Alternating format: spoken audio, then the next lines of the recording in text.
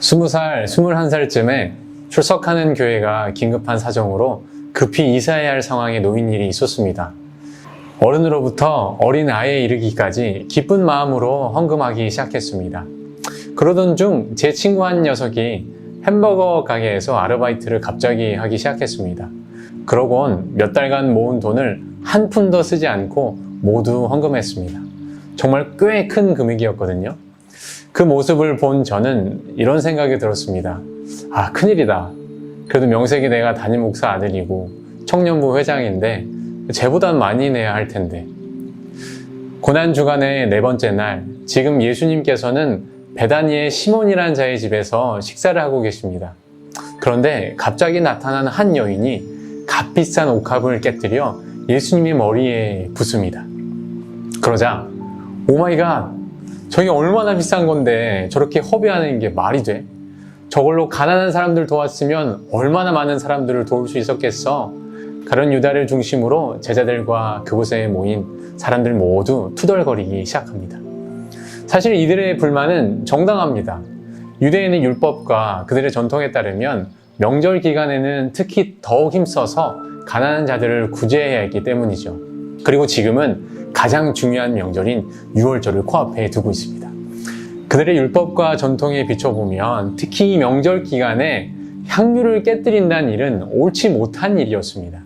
오히려 향유를 비싼 값에 팔아 가난한 자들을 돕는 것이 옳은 일인 것이죠.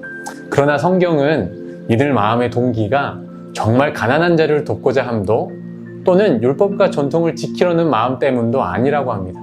그럼 이들은 왜 이러는 걸까요? 이들 마음의 동기는 무엇이었을까요? 우리는 이 상황에 침묵을 깨시는 예수님의 한마디 말 속에서 이에 대한 답을 찾게 됩니다. 예수께서 이르시되 가만두라. 너희가 어찌하여 그를 괴롭게 하느냐? 그가 내게 좋은 일을 하였느니라.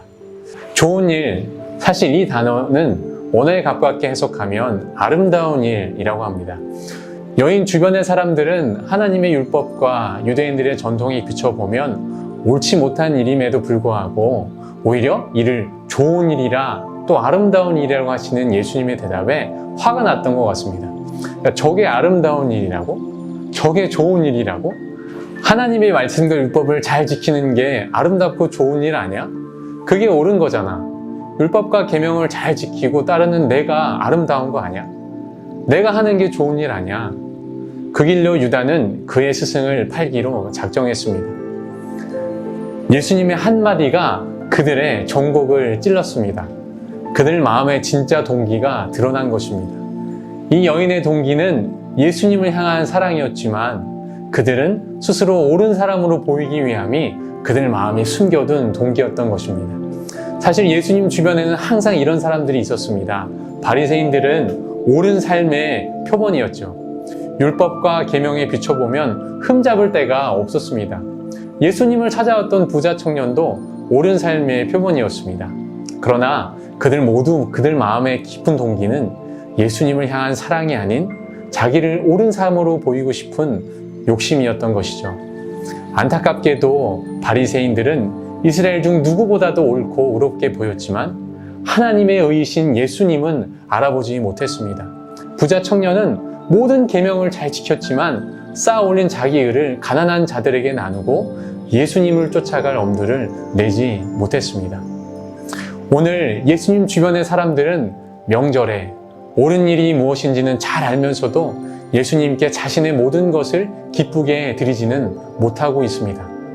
사랑하는 여러분, 나의 의가 우리 삶의 동기가 된다면 겉으로는 옳은 일을 하는 종교인이라는 평가를 받을 수 있을지는 몰라도 예수님께로부터 아름다운 일을 하는 사람이라는 평가를 받지는 못할 것입니다. 그러나 예수님을 향한 사랑이 우리의 동기가 될 수만 있다면 향유조차 아깝지 않을 것입니다. 예수님을 향한 사랑이 우리의 동기가 된다면 우리 삶의 모든 순간은 아름다운 일이 될 것입니다. 오늘 내 삶의 모든 동기는 예수님을 향한 사랑일까?